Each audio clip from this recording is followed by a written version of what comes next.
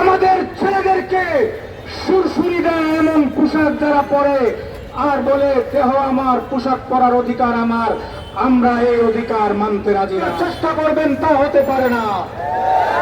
ধর্ষণ যদি বন্ধ হতে হয়, ব্যভিচার বন্ধ করতে হবে, জিনা বন্ধ করতে হবে, ফ্রি মিক্সিং বন্ধ করতে হবে, অবাধ মিলামেশা বন্ধ করতে হবে।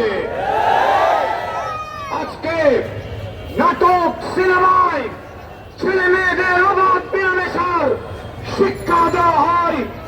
এজন্য আমার ছেলে মেয়েরা, আমার প্রজন্ম সবসময় তারা একটা মানসিকভাবে সেক্স করার জন্য প্রস্তুত থাকে। এজন্য আমরা বলতে চাই, আমরা দেখেছি বর্তমান সরকার সমস্ত পর্নো সাইটগুলো বন্ধ করার ঘোষণা দিয়েছে। আমরা পরিষ্কার বলতে চাই, সকল পর্নো সাইট বন্ধ করতে হবে এবং যত ধরনের অনৈতিক সিনেমা, অশ্লীল সিনেমা আছে, অশ্লীল নাটক আছে, এই সব কিছু বন্ধ করতে হবে।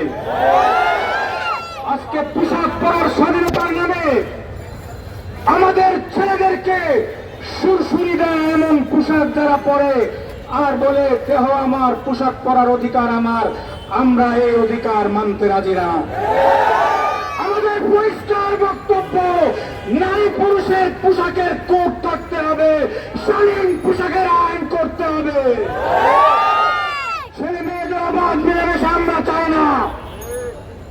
আমরা মনে করি ধর্ষণ এটা হঠাৎ করে হয় নাই। ধর্ষণের 1000টা আয়োজন রাখবেন আর বলবেন ধর্ষণ করা যাবে না, এটা সম্ভব না। এজন্য ধর্ষণের যতগুলো ধর্ষণকে উস্কানি দেয়, এই সব কিছুকে বন্ধ করতে হবে। পরিষ্কার বক্তব্য, আমাদের বোন আসিয়াকে যে শহীদ করেছে, যারা তাকে মদত দিয়েছে, এই সবগুলোকে ফাঁসির কাস্টে ঝুলাতে হবে। আমরা তো বলতে চাই শুধু ফাঁসি না, তাদেরকে প্রকাশ্যে পাথর মেরে হত্যা করতে হবে। আল্লাহ জিনার ব্যভিচার করেছেন, জিনার বিচার হলো বিবাহিত কোন পুরুষ অথবা নারী যদি জিনায় লিপ্ত হয়, তার শাস্তি হলো পাথর মেরে তাকে হত্যা করা। আমরা বলতে চাই, এই নর পিশাচকে পাথর মেরে হত্যা করে বাংলাদেশের জন্য একটা দৃষ্টান্ত স্থাপন করতে হবে। আমার ভাইয়েরা, আমরা 15-16 বছর সংগ্রাম করে, আন্দোলন করে, জেল জুলুম নির্যাতন সহ্য করে, আমার হাজার হাজার ভাইয়েরা শাহাদত বরণ করে আমরা ফ্যাসিবাদকে বিদায় করেছি। আজকে আমরা দেখতে পাই যে সেই ফ্যাসিবাদের দূষররা 13 সালে যারা হাসিনাকে ফ্যাসিস্ট বানিয়েছে, যাদের আন্দোলনের কারণে হাসিনা স্বৈরাচার হয়েছিল, সেই শাহবাগীরা আজকে মাথা উঠানোর চেষ্টা করছে।